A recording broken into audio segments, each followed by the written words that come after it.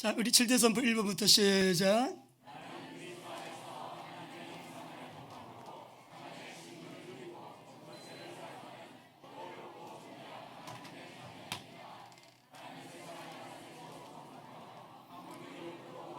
하나님의 나라를 세워나가는 거룩한 경작자입니다.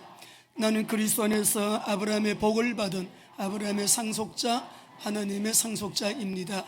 나는 하나님의 말씀과 기도를 생명처럼 여기고 성령님의 인도와 역사 속에 전인격적으로 예수님을 닮아가며 따라가며 순종하는 나는 그리스도의 제자입니다. 그리스도 안에서 이미 결정되어 있는 십자가와 부활의 승리, 나는 그리스도 안에서 항상 범사에 감사합니다. 그러므로 나는 내 안에 살아계신 그리스도 때문에 행복합니다. 나는 전도제자, 선교제자, 이 시대의 남은 자입니다. 우리를 예배자로 부르시고 이 자리에 있게 하신 하나님께 감사 영광의 박수 한번 올려드리겠습니다. 자, 말씀 제목을 우리 함께 하시죠. 일어나 내 자리를 정돈하라. 우리가 사도행전을 지금 함께 읽고 있습니다. 오늘은 9장 이제 32절에서 35절 말씀을 우리 함께 읽으셨는데요. 일어나 내 자리를 정돈하라. 오늘 이 말씀이 우리 모두에게 들려지는 말씀 되기를 원합니다. 말씀이 들려질 때 우리 각인에게 주님이 주시는 메시지가 있을 거예요. 회복이 필요한 사람에게는 회복을 주실 거고, 또 응답이 필요한 사람에게는 말씀이 응답이 될 거예요. 또 하나님은 우리가 이렇게 말씀이 하나님이시고 또 말씀이 예수님이고 말씀이 성령이시기 때문에 성삼위일체 하나님 창조주 우리 하나님께서요, 말씀을 듣는 시간에요, 우리 교회는 환자가 많이 나아요. 말씀 듣다가 치유되시길 바랍니다. 말씀 듣는 시간에 또 여러분 오늘 아무리 큰 문제 제목을 가지고 나왔다 할지라도 여러분이 또 문제 해답 얻고 복을 받는 시간이 되시길 바랍니다. 우리가 사도행전을 보면 전체적인 이 구조가 사도행전 1장 8절의 그 말씀이 이루어지는 과정을 그대로 펼쳐놓았어요. 오직 성령이 너에게 임하시면 너희가 권능을 받고 예루살렘과 온 유대와 사마리아와 땅끝까지 이르러 내 증인이 되리라 하시니라. 1장 8절 예수님의 성천 메시지잖아요. 근데 1장부터 8장까지는 예루살렘을 중심으로 해서 이 복음이 계속 여러분 전파가 되고 그리고 교회가 설립되는 그런 내용을 말씀을 하셨습니다. 1장부터 7장까지는 예루살렘 중심이에요. 근데 8장부터 12장까지는 유대와 사마리아, 예루살렘과 했으니까 1장부터 7장까지는 예루살렘 그대로 말씀이 성취되는 현장, 그 다음에 온 유대와 사마리아라고 했으니까 8장부터 12장까지는 유대를 향하여 사마리아 지경에 복음이 전파되는 이 복음이 이제 저 이방 세계로 넘어가는 과도기적인 그런 이 상황에 대해서 현장을 우리에게 말씀을 하고 계시거든요. 자, 그래서 우리가 이 복음이 들어가는 데마다 교회가 설립이 되고 사마리아 교회가 설립이 되고 또 유대 땅에도, 그리고 오늘은 여기 말씀을 보게 되니까 이제 루타 지역에 가서 사방으로 이제 복음을 전하는데 루타 지역에서 일어난 일에 대하여 우리가 말씀을 좀 나누도록 하겠습니다. 여러분이 보시니까 알겠지요. 이 그리스도의 복음이 유대 지방을 중심으로 해서 유대인을 중심으로 해서 전파가 되다가 예루살렘에서 시작을 해가지고요, 이제는 이 복음이 어디로 넘어가요?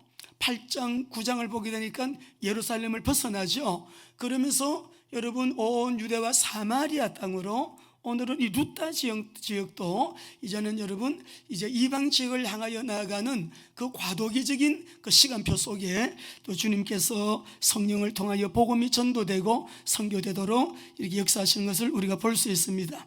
자, 오늘 이 본문 내용은 베드로가 팔레스틴 서부, 그러니까는 좀 해변가 지역 쪽으로 해가지고요, 서부 지역에서 이 복음을 전도하다가 일어난 그 일에 대하여 이제 루타 지역의 사건을 말씀을 하고 계시는데, 이번 주에 참 고마운 여러분 그런 기사가 났더라고요.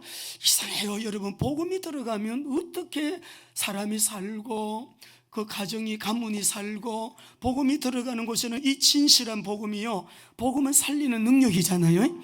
복음이 들어가는 데마다 진짜 문화개혁이 일어나고 문명개혁 운동도 일어나잖아요. 근데 이 복음이 들어가면 죽을 사람도 살고 여러분 현장에 놀라운 변화들이 일어나는데, 우리 대한민국이 그래도 인구 대비 세계 선교에 가장 많이 선교사를 파송한 국가로 1위거든요. 그래서 이번 주에도 우리 그 정윤호 박사님 사모님, 이유순 사모님이 미국의 US 뉴스 그를 좀 보내주셨어요. 그 내용을 우리가 또 전 목사님하고 함께 보고 제가 집에 가서 좀 펼쳐서 전체를 봤는데요. 보니까 우리 한번 띄워봐 주세요. 미국 US 뉴스지가 발표한 세계 10대 강대국을 발표를 했는데, 그 강대국 발표에 이번 주에서 여러분 발표한 거예요. 그 순위를 여러분에게 한번 보여드리겠습니다. 1위는 미국이에요. 2위 중국, 3위 러시아, 4위 독일, 5위 영국, 6위가 어느 나라예요? 여러분 하나님께 감사드려야 돼요. 얼마 전에 우리나라가 일본을 앞섰다라고 하는 뉴스는 여러분 다 들으셨죠? 이제 우리나라가요 일본을 앞섰는데요, 일본은 8위예요. 얼마 전만 하더라도 우리가 일본 따라가려면 앞으로 50년은 더 걸려야 돼. 일본은 못 따라갔는데 우리나라가요 6위, 이스라엘이 10위예요. 우리 사랑하는 성도 여러분, 이런 걸 보면서 와, 우리나라의 국력이 대단한데 그렇게만 생각할 것이 아니라 복음이 이 땅에 들어와서 이제는 우리나라가 이 복음을 수출하는 세계 제1위 나라로 이렇게 여러분 성장한 거, 한국교회의 성장과 더불어 우리나라 인구 대비 세계 1위입니다. 선교사를 많이 보내는 나라. 복음 때문에 그렇습니다. 선교 때문에 그렇습니다. 그래서 강대국 순위를 정한 그 기준을 보게 되니까 5가지 기준으로 정했는데요. 1번, 2번, 3번, 4번, 5번 이런 내용이에요. 근데 우리나라를 6위로 선정한 그 내용을, 이유를 4가지 기준에서 이렇게 한국이 선정이 됐어요. 또 1번, 2번, 3번, 4번 군사력, 최근에 무기 수출로 드러나는 방위산업, 반도체, 그죠? 반도체 기술 우리나라가 최고잖아요. 미디어 콘텐츠 패권 국가. 그러니까 이런 것을 기준으로 해서 우리 대한민국이 세계 6위가 됐다. 굉장히 여러분 너무 기뻤습니다. 가슴이 뛰는 얘기예요. 다른 말로 말하면 뭐냐, 복음 때문에 우리 한국교회가 교회의 본질적인 사명을 감당하면서 복음을 전도하고 선교 세계 복음화에 앞장서는 나라가 되니까, 나라의 정치 잘 못해도 부족한 점이 많아도 하나님은 이 땅에 은혜를 주시는 거예요. 오늘 여러분이 개인적으로 이 언약 잡으시기 바랍니다. 복음은 얼마나 진실한지 몰라요. 복음은 확장성이 있어요. 복음은 축복성이 있어서 복음 언약 잡은 사람에게는 하나님께서 정말 우리에게 말씀에 기록된 그대로 아브라함의 복이 어김없이 복음으로 결론 내린 사람에게는 이 아브라함의 복이 결론적으로 우리에게 그렇게 오게 되어 있고요, 확실하게 잡은 사람은 확실하게 오게 되어 있고요. 오늘도 우리가 이 말씀을 듣는 시간에 확신에 거하는 믿음이 더하여지는 시간 되기를 바랍니다. 오늘 베드로가 이 팔레스타인 서부 지역에서 복음 전도 활동을 하는데, 그 지역이 보게 되니까 우리가 32절을 읽어보시죠. 지역이 어딥니까? 시작. 그때에 베드로가 사방으로 두루 다니다가 루따에 사는 성도들에게 내려갔더니, 이제 이때가 언제냐 그러면은 우리가 이 9장에서 보면 사울이 다메섹 도상에서 주님을 만나고 그 길로 바로 이 사울이요 아라비아 광야로 가요. 그것이 갈라디아 1장 17절 18절에서 말씀하고 있거든요. 그리고 다시 돌아와서 예루살렘에 갔더니 제자들이 모두가 다 이 사울을 가까이 안 하려고 그래요. 저 사람 교회를 핍박한 사람인데, 믿는 사람들을 가두기도 하고 죽이기도 하는데 함께 했던 사람인데, 모두가 사울을 두려워하는데, 마침 예루살렘 교회에 바나바, 권위하는 자, 안위하는 자라는 뜻이죠. 위로자 이런 뜻인데, 이 바나바가요 이 사울을 찾아와 가지고 예루살렘 교회 안으로 인사이드로 들어오도록 그 역할을 해요. 이 사람 돌아온 사람 맞다. 유대교에서 기독교로 개종한 거 맞다. 그리고 이 사람이 다메섹 도상에서 주님을 만났다. 그리고 주님께서 이렇게 그 모든 스토리를 교회 앞에 간증을 하고요, 교회 안으로 들어오게 하는데, 사람들이 그때 이 사울을 막 죽이려고 하는 사람들이 막 일어나고 그렇게 했습니다. 29절에 보면 주 예수의 이름으로 담대히 말하고 헬라파 유대인들과 함께 말하며 변론하니 그 사람들이 사울을 죽이려고 했다. 29절에 말씀했거든요. 그러니까 형제들이 알고 가이사랴로 데리고 가서 그를 다소로 보냈다.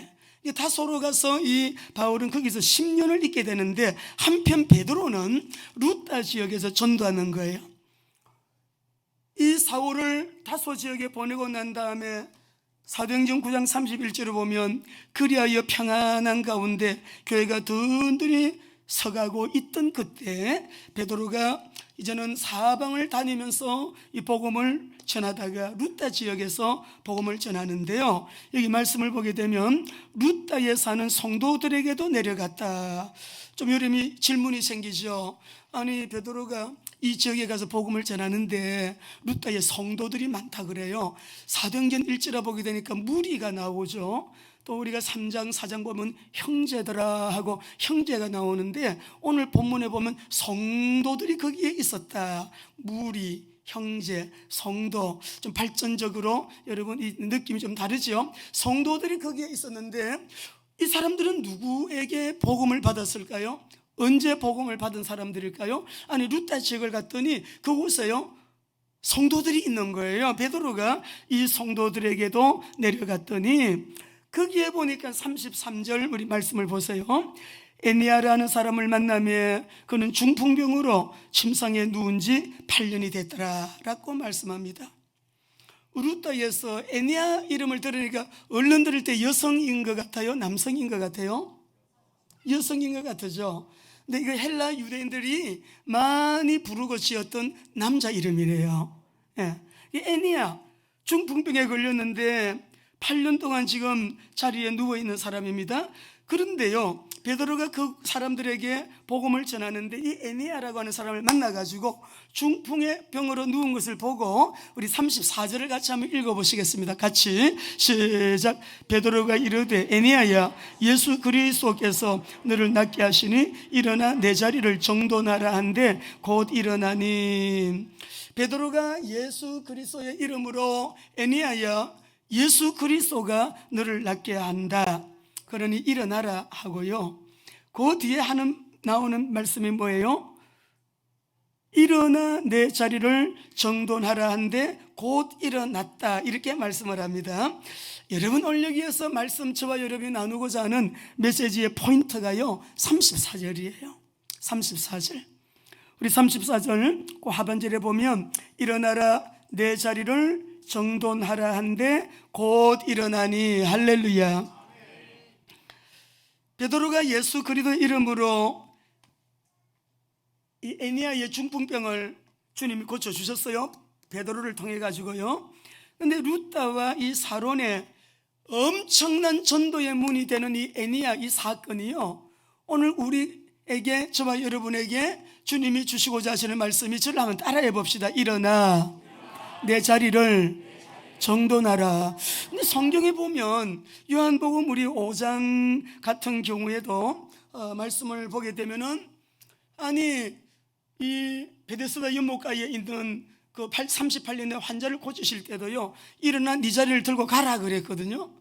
또 사도행전 3장 6절 같은 경우 안전병에 보고 금과 은은 우리에게 없거니와 곧 나사렛 예수의 이름으로 명하노니 일어나라 그랬어요.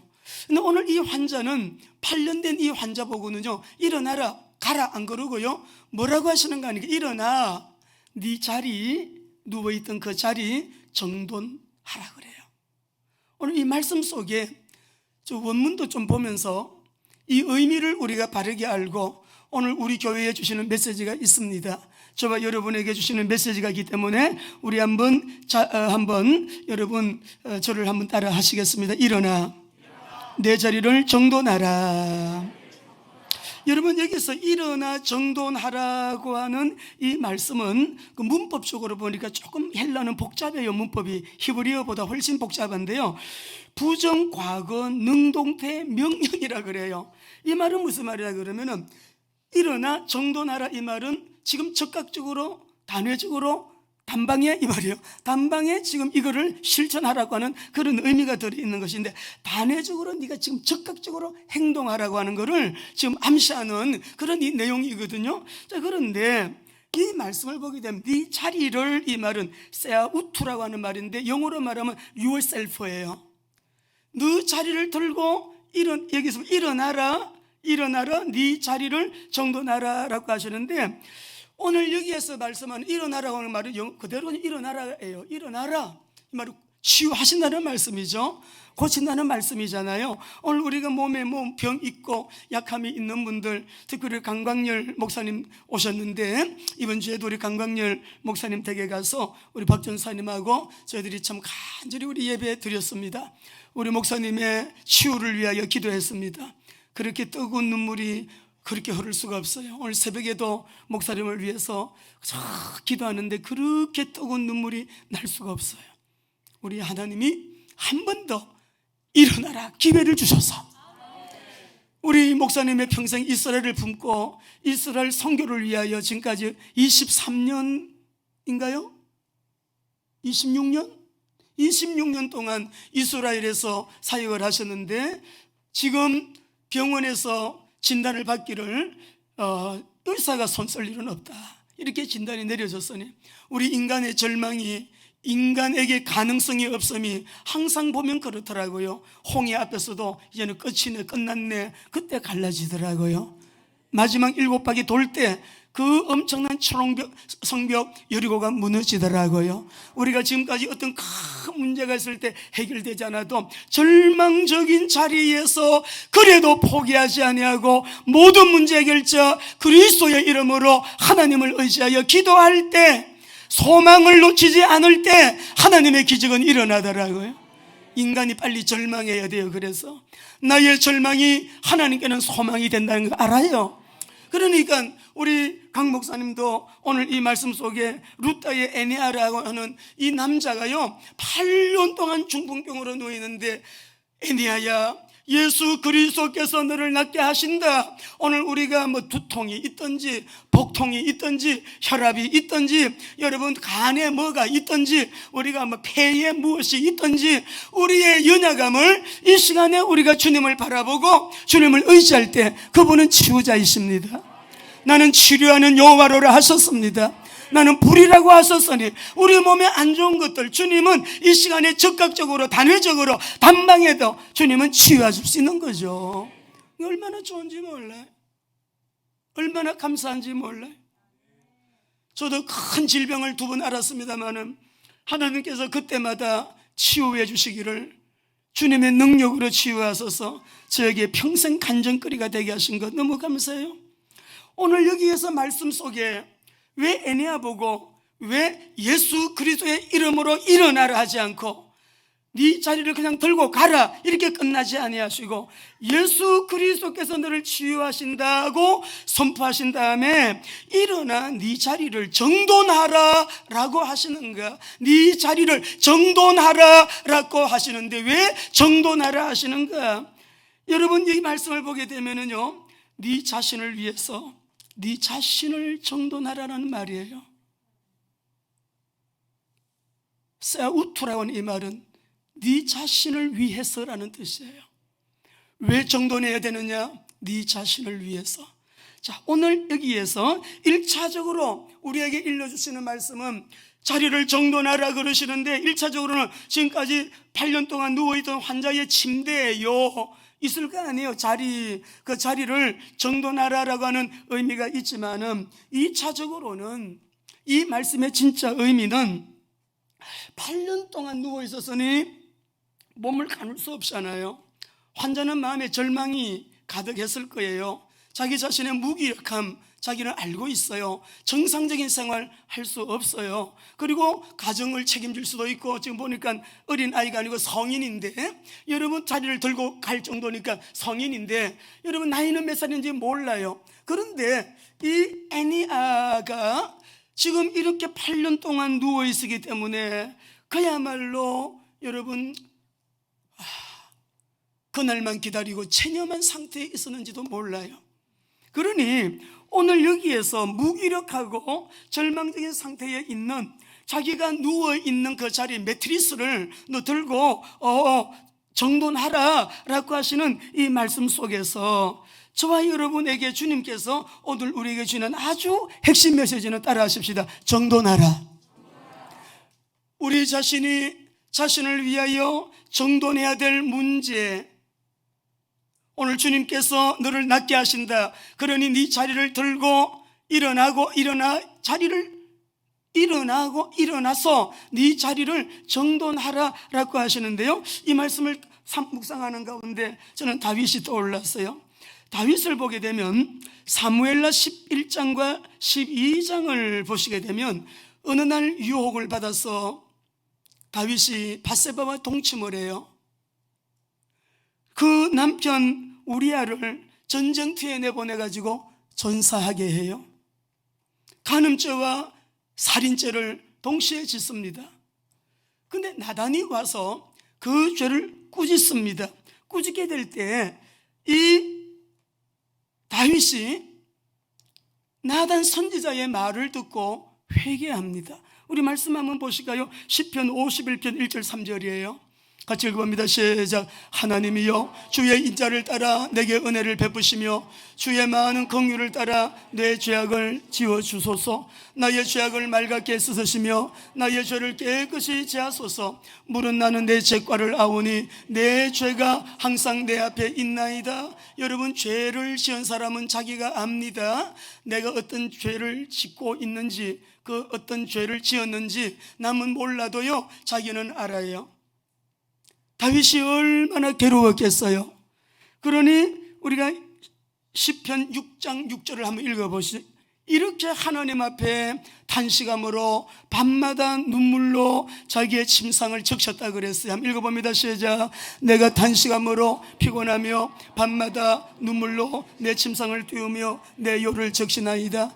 이 다윗의 시편을 보면 다윗이 회개의 시를 7편을 대표적으로 싣고 있는데, 이게 51편은요 아주 그의 생애 가운데 7편의 그 시 중에 한 편이에요. 51장.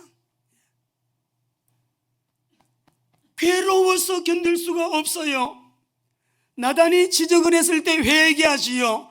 회개하는데 이 다윗은 그 회개가 바로 정돈입니다.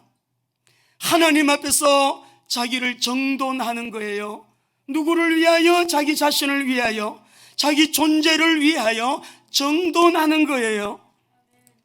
오늘 우리 사랑하는 성도 여러분, 오늘 이 말씀을 통해서 애니아야, 예수 그리스도께서 너를 낫게 하신다. 일어나 네 자리를 정돈하라 하시는데, 오늘 저와 여러분도 우리 자신들을 위하여 정돈하게 되는 은혜가 있게 되시기를 바랍니다.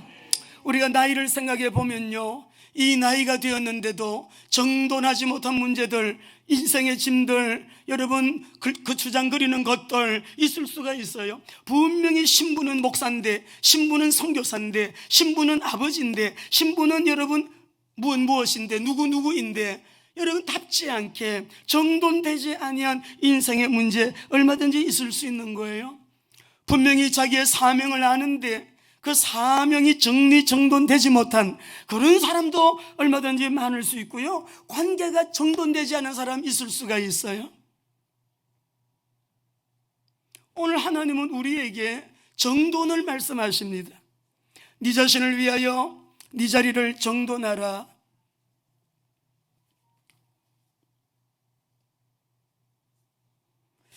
재정관리도 여러분 마찬가지입니다. 우리가 하나님이 우리에게 일할 수 있는 직장을 주시고 사업도 하게 하시고 우리가 생활할 수 있는 생활의 근원이 되는 생업, 수입원이 있는데, 모든 수입원이 자기가 노력해서 자기가 취한 자기의 것으로 알고 있는 사람이 있거든요. 그건 기독교적인 경제관이 아니잖아요. 청지기직을 하나님이 나에게 맡긴 것이라고 하는 것에 대한 우리가 지식은 알고 있으면서도 그렇게 정돈되지 못한 재정관리, 재정사용, 그런 거 여러분 거의 대부분이라고 해도 과언이 아닐 거예요. 저는 어제 우리 집사님 한 분이 토요일 날 좀 상담 좀 하겠습니다. 시간이 안 돼가지고 금요일 날 토요일 1시 반에 오십시오 시간을 정했어요. 오셨어요. 금요일 날 약속을 못하고 대화하는데 너무 기뻤습니다. 저는 우리 성도들이 모두가 다 일어나서 나가면 좋겠어요. 어디로 나가느냐? 복음 전하는 현장으로. 하나님이 나를 부르십니다. 아프리카에서 하나님이 나를 부르십니다. 남미에서 하나님이 나를 불러요. 부르셔서 나는 이스라엘로 가야겠어요. 이렇게 주님의 부르심 앞에 미션을 가지고 복음 때문에 떠나는 사람들이 우리 교회에 많이 일어나는 거, 저는 제 마음의 소원이기도 하고 소망이기도 하고 기도의 제목이기도 해요. 우리 집사님 12월 달에 권사 임직을 받을 텐데, 목사님 자꾸만 이렇게 우루과이가 들어와요. 우루과이로 가서 복음 전하기를, 저 복음 전하고 싶어요. 우루과이 김정재 선교사님, 이미화 선교사님 계신 거 우루과이. 저는 그 말을 듣는 순간에요 너무 행복했습니다. 우리가 안주하는 그 자리에서 편안하게 먹고 마시고 살고 그냥 내 한 사람 안일하게 사는 그거 삶 여러분 중요하죠. 1차적으로 중요한 문제이지만 우리 모두는 이 땅에 올 때 주님이 우리에게 시킨 일이 있어요. 그걸 사명이라 그러거든요. 하나님이 시키신 일, 그 사명 감당을 위하여 하나님께서 나를 어디로 보내시든지 어디에서 그 일을 하게 하시든지 그 사명을 따라 살아가는 사람은요 정말 그 인생을 하나님이 강권적으로 붙드시고 임마누엘 하시고 은혜 주시고 미리 앞서가시면서 공급해 주시고 역사해 주시는 하나님을 우리는 할렐루야 믿습니다. 지금까지 주님은 그렇게 하셨거든요. 집사님 너무 기뻐. 내 마음이 너무 기쁘다. 그렇게 하세요. 14기 마무리 한 번 더 한 텀 훈련받고 WMTC에서 파송받아 가면 돼. 평신도지만 선교사로 임명받아서 가면 돼. 얼마든지 그렇게 할 수 있는 그릇이니까. 절망적인 자리에 계신 분, 절망적인 자리에 누워있는 자기의 매트리스를 들고 예수께서 너를 낫게 하시니 일어나라, 네 자리를 정돈하라. 오늘 성령님이 우리에게 은혜 주셔서 일어나는 은혜와 더불어 정돈하는 은혜가 있게 되기를 원합니다. 정돈이에요. 자기 자신을 위해서 정돈해야 돼요. 자기의 존재를 정돈해야 되는 거예요. 근데 이 말씀을 보면서 하나님 정돈하라 하시는데 정돈에 우리에게 포인트를 두게 하셨는데, 그러면 우리 교회에 무슨 말씀하고 싶으신데요? 주셨어요. 저를 따라 하시죠. 이미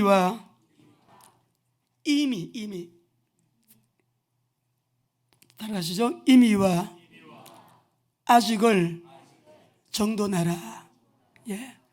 그러니까 우리가 이 이미와 아직이라고 하는 것이 우리에게 정돈이 되어지게 되면 성도가 성도답게 살 수 있고요, 우리가 얼마나 존귀한 존재인지, 얼마나 영화로운 존재인지, 보배로운 존재인지, 복을 받은 존재인지, 지금도 마찬가지지만 앞으로도 반드시 승리, 보장되어 있는 승리의 그 길을 우리가 갈 수 있는데, 오늘 여러분, 저와 여러분이 확인하는 시간 되시기를 바랍니다. 이미와 아직을 정돈하라라고 하는 이 말의 의미가 뭐냐면, 여러분 우리가 그리스도 안에서 예수님 믿고 여러분 회복된 자기의 신분과 권세 있잖아요. 이미 우리에게 회복되어 있잖아요. 그런데 왜 우리가 이 엄청난 임마누엘의 신분과 권세, 임마누엘의 축복을 우리가 누리지 못하고 사는 거지요? 분명히 하나님은 창세기 1장 27절 28절에서 우리에게 하나님의 형상대로 우리를 지었고 복을 주시며 가라사대, 여러분 우리에게 문화 명령, 하나님의 그 축복을 위탁하셨다고요. 복받고 그래 먼저 복을 주셔서 그 복을 받고 살 수 있도록 우리에게 은혜를 주셨는데, 여러분이 성경을 하실 때도 공부 기억나시죠? 이거 다 너희들 거야. 네가 왕이야. 다 누려야 돼. 온 세상 창조해놓은 모든 것 다 너희들 것이야. 너희들에게 맡긴다. 너희가 왕이야. 근데 진짜 왕은 나다. 진짜 왕은 나니까 그 정도로 선악과 만들어대자. 선악과만 손 안 대면 우리가 다스리고 정복하고 살 수 있고, 생육하고 번성하며 살 수 있고, 생육 번성 다스리고 정복하고요, 이 땅 가운데요 황무지를 옥토로 경작하며 살 수 있는 우리에게 그런 하나님은 권한을 주셨다고요. 은혜를 주셨다고요. 복을 주셨다고요. 그런데 그 복이 구체적으로 나타나죠. 무엇입니까? 창세기 12장 2절 3절 아브라함의 복이잖아요. 그 아브라함의 복을 우리에게 주셨어요. 아브라함을 통하여 메시아이신 그리스도가 오셨는데, 누구든지 저를 믿는 자마다 멸망치 않고, 멸망이 있어요. 멸망, 지옥입니다. 멸망치 않고 영생을 얻게 하려 하심이라. 여러분, 우리 예수 믿는 목적은요 구원이에요. 맞지요? 예수 믿는 우리 목적은 구원인데, 우리 자녀들 가운데, 가족들 가운데, 여러분 안 믿는 식구들 가운데 여러분 아직도 돌아오지 못한 식구가 있다면 그것을 애끓게 우리가 위하여 중보 기도하고 믿고 구원받도록 그 기도가 1번이 되어야 되지 않겠어요? 이번에 꼭 전도의 아름다운 열매가 여러분의 삶 속에 하나님께 큰 기쁨이 되고 은혜와 응답이 되는 시간들 되시기를 바랍니다. 그런데요, 오늘 우리 요한복음 1장 12절 암송하는 구절이지만 다 같이 읽어보겠습니다. 시작. 영접하는 자, 곧 그 이름을 믿는 자들에게는 하나님의 자녀가 되는 권세를 주셨으니. 하나님의 자녀는 신분이죠. 권세, 자녀의 신분과 이 권세, 우리는 모두가 하나님 자녀니까 보통 신분이 아니죠. 옆에 분들에게 여러분 말씀해 주세요. 하나님의 자녀입니다. 한 번 더, 우리는 하나님의 자녀입니다. 자녀가 되었다라고 하는 이 말의 의미는 뭐냐 그러면 고린도전서 3장 16절 읽습니다. 시작. 너희가 하나님의 성전인 것과 하나님의 성령이 너희 안에 계시는 것을 알지 못하느뇨. 그러니까 하나님의 자녀가 된 우리는요, 믿는 순간에 성령이 내주하셔요. 성령이 내 안에 내주함으로 우리는 성령이 거하시는 성전이 된 저와 여러분들의 이 존재의 보배로움, 영화로움, 얼마나 여러분 존귀해요. 창조주 하나님의 영이, 그리스도의 영이, 보혜사 성령님이, 성삼위일체 하나님의 영이 우리 안에 내주하신다. 할렐루야. 그러니까 이런 엄청난 은혜가 이미 와 있는데, 주님이 내 안에 성령으로 내주하신 이 은혜를 우리가 늘 누리고 일이 있을 때마다 멀리 구만리 장천 먼 데 있는 하나님을 찾지 않아요. 내 안에 성령으로 내주하시는 주님, 오늘도 주님과 함께 그리고 찬양하고 또 말씀 읽으면서 내 속에 주의 성령이 충만한 은혜로 내 속에 충만해지도록 기도하면서 충만을, 여러분 새벽 기도의 핵심은 뭐라 그랬어요? 성령 충만이 가장 중요한 기도 제목이라 했잖아요. 그걸 가지고 하루 나가서 생활하다 보게 되면 얼마나 하루가 여러분 멋진 하루가 되는지 몰라요. 성령님이 내 안에 내주하시는 이 놀란 은혜를 머리로만 알지 마시고 실제로 삶 속에 누리셔야 됩니다. 베드로전서 2장 9절도 읽어보겠습니다. 시작. 그러나 너희는 택하신 족속이요 왕같은 제사장들이요 거룩한 나라요 그의 소유가 된 백성이니 이는 너희를 어두운 데서 불러내어 그의 기이한 빛에 들어가게 하시니에 아름다운 덕을 선포하게 하려 하심이니라. 그러나 너희는 택하신 족속이요 선택하신 언약의 백성이에요. 왕같은 제사장들, 너희들에게는 왕권도 이미 왕같은 왕권까지 다 준 제사장들이다. 제사장이라는 의미는 공동체, 나라, 어떤 영역, 어떤 여러분 현장에 가도요, 모든 자리에서 어떤 현장에서도 대표가 되는 인물이 제사장이에요. 하나님은 이 제사장의 비밀을 아는 사람, 전도 선교 세계복음화의 비밀을 아는 사람, 하나님은 역사 속에서 무슨 일을 해도 어디에 있든지 어디를 가든지 그 사람을 그 현장에 대표성을 갖도록 하나님은 복을 주셔요. 여러분 묵상해 보세요. 성령이 너에게 임하시면 너희가 권능을 받고 땅 끝까지 내 증인이 되리라. 성령을 우리에게 주시고 그리스도의 증인이 되게 하신 거 이미 내가 받아가지고 있는 이 놀라운 은혜와 여러분 놀라운 이 축복. 그 다음에 두 번째는 아직인데 이게 뭐냐 그러면은 우리가 얼마나 보배롭고 존귀하고 영화로운 존재인지 좀 정돈하시기 바랍니다. 불신자처럼 생각하지 말고요, 살지 마시고요. 우리는 아니에요. 하나님의 자녀예요. 성령님이 내주하시는 임마누엘의 신분이에요. 왕같은 제사장, 소유된 백성, 그의 택하신 족속, 주님께서 이 세상을 향하여 어둠에서 너희를 불러내신 그 원더풀한 빛을 전도하고 선교하게 하기 위하여 내가 너희들을 택했다 그러시잖아요. 그렇게 살게 되시기를 주의 이름으로 축원합니다. 이미 나에게 와 있는 은혜. 그런데 아직은 뭐이냐? 아직 혼돈과 공허와 흑암의 영향력에서 벗어나지 못한 것들 정돈하셔야 됩니다. 혼돈 속에 있는 거, 공허 속에 있는 거, 흑암의 영향력에서 벗어나지 못한 거, 이런 분들은 복음이 잘 안 들리는 사람들이거든요. 복음이 왜 잘 안 들리냐 그러면은 고린도후서 4장 3절 4절 읽어보겠습니다. 잘 보세요. 나는 맨날 들어도 복음이 확립이 안 돼서 전도가 잘 안 되고 전도에 자신이 없고, 예수 믿은 지는 내가 지금 20년 30년이 다 돼가는데 내가 목사인데 선교사인데 내가 권사인데 집사인데 장로인데 나는 전도하려고 그러면 왜 떨리지? 왜 복음이 나와서 복음 제시를 못하고 영접을 못 시키고 나는 왜 이렇게 전도가 안 될까? 그 사람은요, 복음이 아직 확립이 안 됐어요. 어제 우리 미션홈 할 때 말씀드렸죠. 우리가 복음이 뭔가를 알면 가만히 있을 수가 없어요. 가만히 있을 수가 없습니다. 복음이 내 안에 들어오게 되면 그러니까 자기 소유를 다 팔아버리잖아요. 자기가 가지고 있는 모든 재산 다 만들어가지고요, 그 진주를 사지 않아요. 그 보화를 사버리잖아요. 이 복음이 그런 것이라고요. 가만히 못 있는 거예요. 복음이 확립이. 근데 왜 복음이 확립이 안 될까? 여러분, 복음이 나에게 그렇게 강력하게 터치가 되지 못하도록 조종하는 존재가 있어서 그래요. 읽어보겠습니다. 시작. 만일 우리의 복음이 가리웠으면 망하는 자들에게 가리워진 것이라. 그 중에 이 세상의 신이 믿지 않는 자들의 마음을 혼미하게 하여 그리스도의 영광의 복음의 광채가 비치지 못하게 하면, 그리스도는 하나님이에요. 여기 보게 되니까요, 우리 마음을 혼미하게 해가지고 맨날 그리스도야, 뭔 그리스도야, 맨날 똑같은 말, 그리스도의 영광의 복음의 광채가 비치지 못하게 하는 존재, 세상 신이라고 말합니다. 세상의 신이 누구예요? 도둑질하고 죽이고 멸망시키기 위하여 이 시간에도 택한 자라도 삼키기 위하여 두루 헤매고 있는 영적인 존재 사탄이잖아요. 마귀잖아요. 우리 성도들은 매일 이 복음을 듣습니다. 전도 안 할 거야, 그런 사람 한 사람도 없어요. 전도해야지 부담감을 갖고 계세요.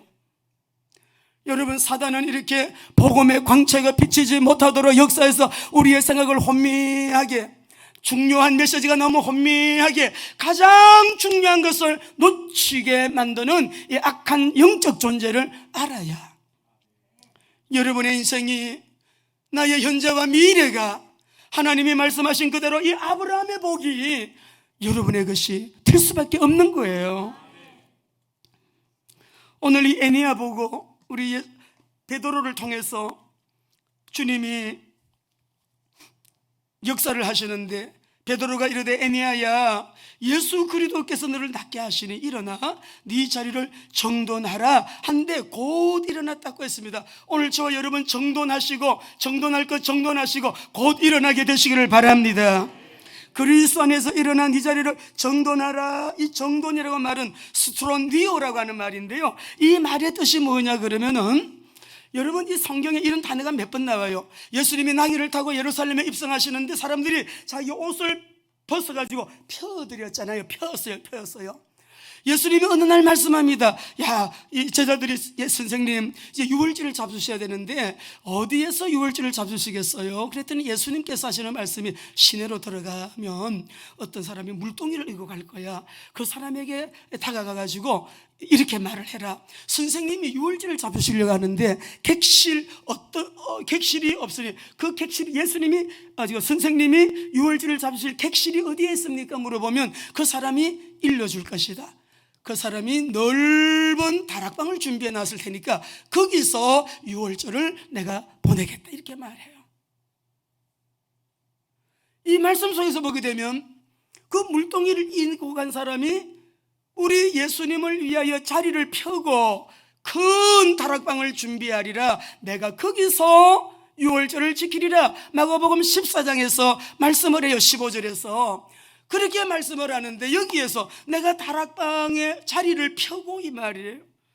어떤 우리가 무기력하고 절망적이고 문제가 엄청 커서 이 문제 내가 어떻게 해결하지? 그런 문제일지라도요, 8년 동안 누워있으니까 치유 불가능한 난치병이랄지라도, 어떤 문제라도 주님이 지금 그랬잖아요. 예수 그리스도께서 너를 낫게 하시니 일어나라. 곧 일어났어요. 그러면서 하시는 말씀이 네 자리를 정돈하라 하시는 이 말씀은, 일어나서 그 다음에 네가 그 다음 단계예요. 생각 바꿔야 돼요. 입에서 나오는 말을 바꾸어야 돼요. 여러분이 주님께서 에네아를 통해서 무언가 하실 일이 있다는 의미를 담고 있는 거예요. 네가 자리를 펴야 될 일이 있어. 자리를 깔아야 될 일이 있어. 네가 앞으로 해야 될 일이 있다. 네가 해야 될 일이 있으니까 네 자신을 스스로 정돈해라. 얘는 환자라는 의식 갖지 말고, 나는 못해요라는 생각 갖지 말고, 무기력한 사람, 무능한 사람이라는 생각 갖지 말고 일어나라. 네 생각부터 정돈해라. 네 생각을 정돈해라. 그리고 내가 하고 싶은 일이 있으니 그 자리를 좀 펴라. 그 자리를 깔아라. 그 자리를 준비하라, 이 말이에요. 사랑하는 우리 귀한 성도 여러분, 오늘 저와 여러분은 주님 안에서 오늘 또 내 몸의 연약함을 아시고 내 기도의 제목을 아시고 우리 모두에게, 저와 여러분에게 정돈을 말씀하여요. 내가 지금까지 살아오면서 성령님의 인도를 따라 순종하면서 우리가 그렇게 따라왔다면 잘하셨어요. 하나님이 계속 어떤 그 영광을 드러내실 거예요. 근데 지금까지 내가 가만히 돌아보니까 내 생각대로 했고요, 내 계획대로 했어요. 내가 원하는 거, 내가 하고 싶은 대로 그렇게 살아왔어요. 내 열심이, 내 열정이 특심했습니다. 그런데 결과는요, 내 열심과 내 열정이 특심했지만 결과는 어떻습니까?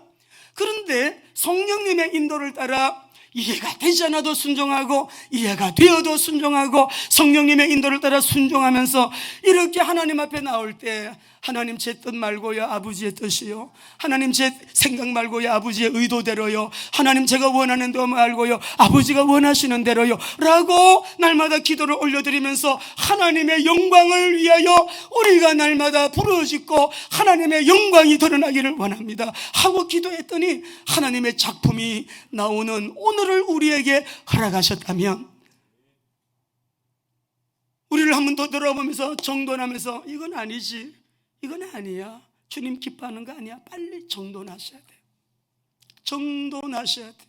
인본주의 정돈해야 돼요. 불신앙 정돈해야 됩니다. 염려들 정돈해야 됩니다. 오늘 이 말씀이 저와 여러분에게 하나님 주님의 영광을 위해서요, 성령 인도 따라 순종하면서 내 의지와 내 기분과 감정과 관계없이 주님을 따라간다면 하나님은 분명히 저와 여러분에게, 교회와 우리 WMTC, WMTS, WRTC, 여러분 UPBS, 여러분의 사업, 여러분의 자녀, 여러분의 직장, 여러분의 기업, 모든 삶에 하나님은 하나님의 작품을 만드실 거예요. 그래서 루다의 이 에니아가 나중에 어떻게 됐어요? 35절 읽고 마칩시다. 35절 시작. 루다와 사론에 사는 사람들이 다 그를 보고 네 자리를 펴라 그러시더니 정말 루다가 하는 일이 있었습니다. 사람들이 계속 보게 되었습니다. 이 사람이 나아가지고 금방 어떻게 된 거 아니에요. 계속 건강했어요. 그러니까 루타와 사론의 다른 지역의 사람들이 다 그를 보고 다 봐서 어떤 사람 중풍병 환자예요. 8년 동안 누워있던 사람인데 주님이 고쳐주셨대. 그리스도가 고쳐주셨대. 그렇게 해서 그를 보고 주께로 돌아오니라. 여러분이 이런 귀한 하나님의 나라를 확장시켜 나아가는 일에 쓰임받는 저와 여러분 되시기를 주의 이름으로 축원합니다.